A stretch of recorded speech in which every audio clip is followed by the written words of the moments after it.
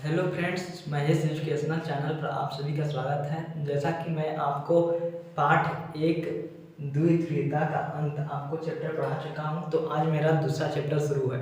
वो 4-5 वीडियो होगा, उसको देखना मत भूलिएगा। देखिए, तब यह मेरा दूसरा चैप्टर है। पाठ 2, नागरिक शास्त्र, सत्ता के समकालीन केंद्र। तो इसमें हम आप लोगों को दीर्घ उत्तरी प्रश्न में भारत और चीन के संबंधों को के बारे में बताएंगे। देखिए, पाठ 2 यहाँ पर लिखा है, सत्ता के वैकल्पिक केंद्र, संबंधों के बारे में बताएंगे, जो कि 8 अंकों में पूछा जा सकता है। इसमें से शॉर्ट आंसर भी बनेंगे। तो देखिए, इसको स्टार्ट करते हैं। भारत और चीन के संबंधों को बताइए। तो देखिए, यहाँ पर सबसे पहले आप लोगों को इसकी भूमिका लिखना है। भूमिका में क्या लिखेंगे? देखिए, भूमिका में संबंधों में प्राचीनता, ये दोनों हेडिंग भूमिका में ही शामिल कर लेंगे। तो देखिए, दोनों देश एशिया महाद्वीप में हैं। तो आपको पता है कि दोनों देश एशिया महाद्वीप में हैं और दोनों ही देशों के पास विशाल भूभाग हैं, बड़ी आबादी वाले ये देश हैं। दोनों ही एशिया महाद्वीप में बड़ी अर्थव्यवस्था के रूप में कार्य कर सकते हैं। तो ये हो गया। अब संबंधों में प्राचीनता देखिए। संबंधों में प्राचीनता, बौद्ध धर्म विश्व में सबसे ज्यादा माने जाने वाला धर्म है। बौद्ध धर्म विश्व में सबसे ज्यादा माने जाने वाला धर्म है। चीन में सबसे ज्यादा विस्तारित है। तो बौद्ध धर्म आप जानते हैं चीन में भी बहुत विस्तारित है, लेकिन यहाँ कहाँ से गया है? महात्मा बुद्ध भारत में जन्म लिए, तो ये भारत से ही ये धर्म चीन में प्रसारित है। जो भारत से ही गया है, चीन से कई लेखक इतिहासकार भारत आए और भारतीय संस्कृति के बारे में लिखा। तो चीन से बहुत लेखक इतिहासकार आए हैं और भारतीय संस्कृति के बारे में इन्होंने लिखा है। भारत का समर्थन देखिए। अब इसके बाद यहाँ शुरू होता है पहला हेडिंग, जो है भारत का समर्थन। तो इसमें ये बताया गया है कि चीन जो है उसका भारत समर्थन करता है। चीन का समर्थन भारत करता है। देखिए कैसे।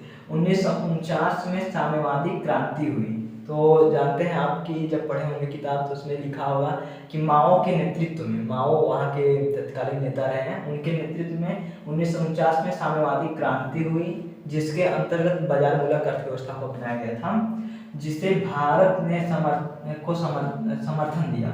मतलब कि चीन को भारत ने समर्थन दिया कि साम्यवादी क्रांति अपनाए। लेकिन यहाँ पर देखिए, कई विशेषज्ञों का मानना है कि चीन के साथ संबंध बनाते हुए भारत को सतर्क होना चाहिए। तो ये तो पहले से ही था, जैसे इस समय वर्तमान में बिगड़ा हुआ है भारत से संबंध। पंचशील समझौता। अब देखिए, यहाँ पर दूसरा महत्वपूर्ण हेडिंग है और इसे ऐसे भी पूछा जा सकता है लघु उत्तरी प्रश्न में। पंचशील समझौता, इसको भी आप भारत चीन संबंध में लिखेंगे क्योंकि हुआ था। 1954 में चीन के प्रधानमंत्री, अब चीन के प्रधानमंत्री तत्कालीन प्रधानमंत्री जो थे चाओ इन लाई, ये नाम याद रखिएगा। एक अति लघु उत्तरी प्रश्न या बहुविकल्पी में पूछा जा सकता है। भारत है और पंचशील समझौते की मांग की, और पंचशील समझौते की मांग की। और पंचशील समझौता कौन कौन सा है? 5 को सिद्धांत है, तो कौन कौन से देख लीजिए। पहला है आक्रमण न करना। इसका मतलब है कि दोनों देशों के में जो विवाद होते हैं, इस पर कोई आक्रमण नहीं किया जाएगा, शांतिपूर्ण ढंग से इसको सुधारा जाएगा। तो दोनों देश किसी भी देश पर आक्रमण नहीं करेंगे। भारत और चीन की बात हो रही है। तो यहाँ पर दूसरा आ जाएगा आंतरिक मामलों में हस्तक्षेप न करना। तो इनके आंतरिक मामलों में हस्तक्षेप नहीं करना है। और क्षेत्रीय अखंडता का आदर करना। भारत और चीन का जो क्षेत्र है उसका आदर करना, उस पर कोई दबाव नहीं डालना है। शांति और सह अस्तित्व की भावना प्रेरित करना। तो जैसे कभी वाद विवाद हुआ तो उसको शांतिपूर्ण ढंग से सुधार सकते हैं। यह है समानता और मित्रता की भावना। तो देखिए, समानता मित्रता ये सब बनाए रखना है। तो यही पंचशील सिद्धांत है, तो इसको याद रखिएगा। फिर से देख लीजिए। पहला आक्रमण न करना, दूसरा आंतरिक मामलों में हस्तक्षेप न करना, तीसरा क्षेत्रीय अखंडता का आदर करना, चौथा शांति और सह अस्तित्व, पांचवा समानता और मित्रता की भावना को प्रेरित करना।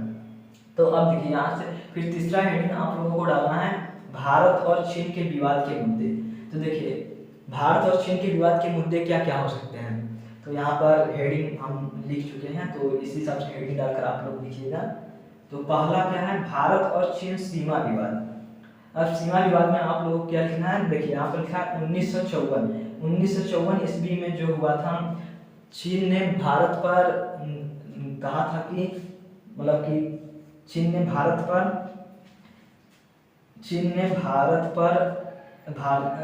पर यह दावा कर रहा था कि भूजे नामक स्थान पर भारत कब्जा किया है।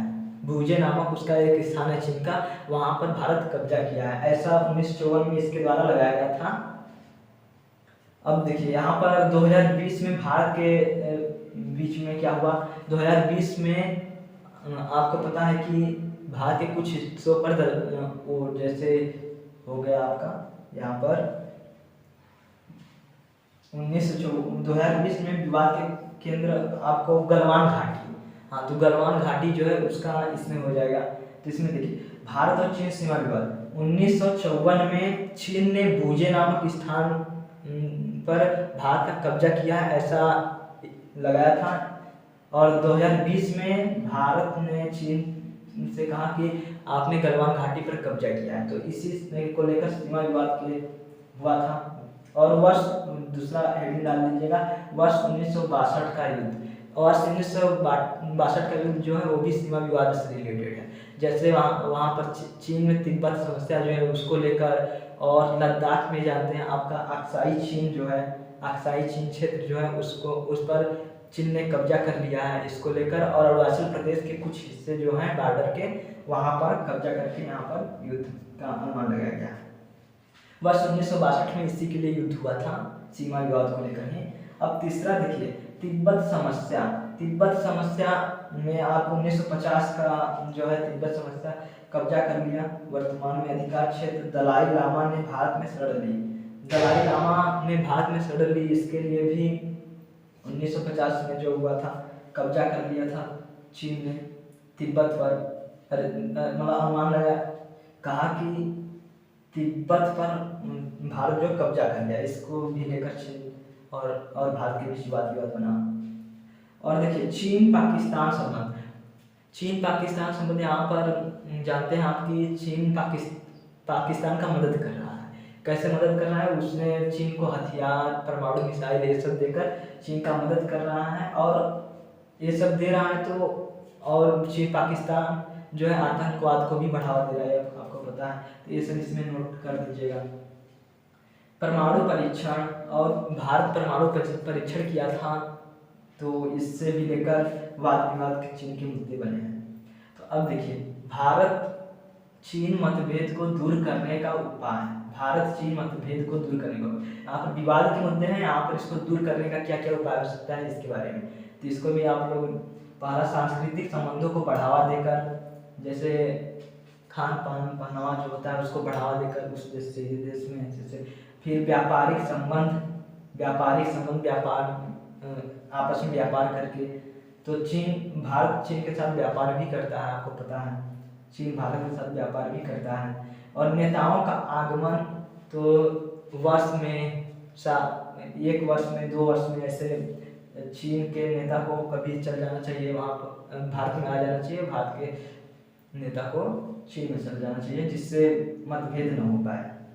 और आतंकवाद पर संयुक्त प्रयास, तो आतंकवाद पर संयुक्त प्रयास, जैसे पाकिस्तान हमेशा भारत और चीन में आतंकवादियों को भेजता रहता है, तो इस दोनों देश चाहे तो उसको रोक सकते हैं। मैत्रीपूर्ण संबंध को बढ़ावा